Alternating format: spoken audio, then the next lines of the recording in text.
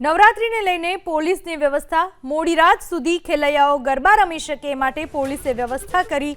નવરાત્રીમાં ખાણીપીણીની લારીઓ માટે રોજગારી મળશે। આ વખતે વિશેષ નવરાત્રી છે। સ્વદેશી અપનાવવાના નારા સાથે નવરાત્રી રમાશે।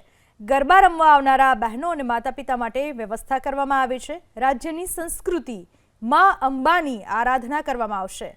ભક્તિને ખલેલ પહોંચે તેવા ગીતો વગાડવાનું ચલાવી લેવામાં નહીં આવે। કોઈ પણ પ્રકારની આ વખતે ચિંતા કરવાની જરૂર ન હોવાનું કહેવું છે ગૃહ રાજ્યમંત્રી હર્ષ સંઘવીનું। કાલથી નવરાત્રીની શરૂઆત થાય છે। માં અંબાની ભક્તિ, ઓપરેશન સિંદૂરની શક્તિ, આત્મનિર્ભર બનીએ નસ નસથી મોડી રાત સુધી ખેલૈયાઓ ગરબા રમશે પૂરા હકથી। ગુજરાતની ધરતી પર માં અંબાની ભક્તિ કરનાર આ લાખો ગુજરાતીઓ મોડી રાત સુધી ગરબા રમી શકે તે માટે સંપૂર્ણપણે વ્યવસ્થાઓ કરવા માટે ગુજરાત પોલીસના સૌ જિલ્લા વડાઓ અને શહેરના વડાઓને સૂચના આપવામાં આવી છે। વ્યક્તિઓ નાની મોટી વસ્તુઓ બનાવતા હોય છે, ત્યાં પછી ખાણીપીણીના સ્ટોલ ચલાવતા હોય છે। આ હજારો લાખો પરિવારો માટે નવરાત્રી જ દિવાળી બની જાય તેવી વ્યવસ્થાઓ કરવા માટે બી ગુજરાત પોલીસને સૂચના આપવામાં આવી છે। જે ખાસ કરીને કોમર્શિયલ આયોજન કરે છે તે સૌ લોકો ગરબા રમવા આવતી મારી બહેન ભાઈઓ અને પરિવારજનોની જે વ્યવસ્થાઓ છે એ સંપૂર્ણપણે વ્યવસ્થાઓ ખૂબ સારી રીતે કરશે। વ્યવસ્થામાં કોઈ બી પ્રકારની ઢીલ એ ચલાવી લેવામાં નહીં આવે। કોમર્શિયલ ગરબા માટે એને બધી જ વ્યવસ્થાઓ સંપૂર્ણપણે કરવાની રહેશે। આપણા રાજ્યની સંસ્કૃતિ માં અંબાના ગરબા અને નવરાત્રીના આ 9 દિવસ જ્યારે લાખો લોકો માં અંબાની ભક્તિમાં આવતા હોય છે ત્યારે કોઈ બી પ્રકારની ભક્તિને ખલેલ પહોંચે તે પ્રકારના ઘટના કે એ પ્રકારના ગીતો એ ચલાવી લેવામાં આવશે નહીં।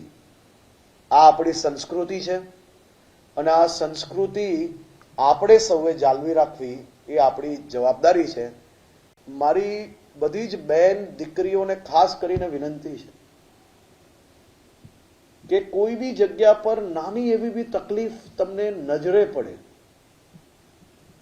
તો હવે તમારે 100 નંબર કે 108 નંબર કે એવા નંબરો પર કોલ કરવાની જરૂર નથી।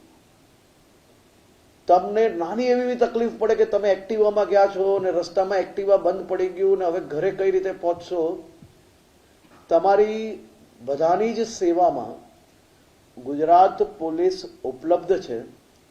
કોઈ બી તકલીફ પડે તમને માત્ર એટલી જ વિનંતી છે, વગર વિચારે 112 પર એકવાર માત્ર જાણકારી આપી લો જેથી અમે ઝડપથી આપની મદદમાં ત્યાં પહોંચી શકીએ। આપણે સૌએ જ્યાં જઈએ છે માતા પિતા પરિવારજનો અને આપણા મિત્રોને એની સંપૂર્ણ માહિતી હોવી જોઈએ। એ જ પ્રકારે આપણે લોકોએ સંપૂર્ણ વ્યવસ્થાઓ અને વ્યવસ્થાઓમાં કોઈ બી ગેરવ્યાજબી લોકો એ ફાયદો ના લઈ જાય એ પ્રકારની વ્યવસ્થાઓ આ વખતે આપણે ગોઠવી છે। એટલા માટે આપ સૌને વિનંતી છે કે આ વ્યવસ્થાઓમાં વધુમાં વધુ આપ સૌ લોકો મદદ કરે।